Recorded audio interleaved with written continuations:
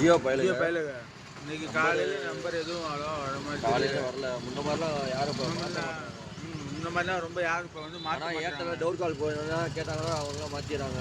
அவங்களாம் மக்களை வந்து ஏமாற்றி 3 வருஷம் 4 வருஷம் இன்கமிங் சொல்லி ஏமாற்றிட்டு நேற்று ஒரு சம்பவம் நடந்துச்சு. ஒரு கஸ்டமர் இங்கேயே வந்துட்டு அப்படி ஏங்க 3 வருஷம் 4 வருஷம் இன்கமிங் வருங்கன்னாங்க. பார்த்தா 2 நாளே கட் ஆகிடுச்சு.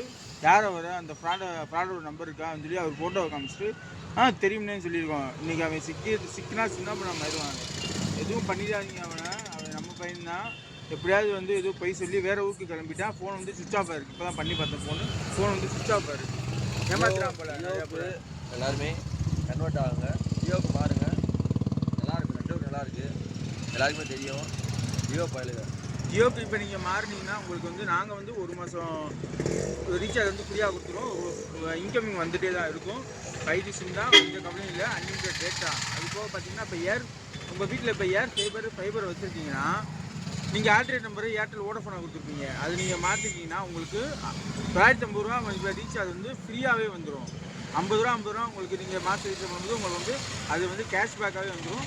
ஸோ எந்த ஊரையும் பண்ணிக்காதீங்க. இந்த வீடியோ பார்த்துட்டு எங்களுக்கு அது சப்போர்ட் பண்ணிங்கன்னு நான் நினைக்கிறோம். நன்றி மக்களே.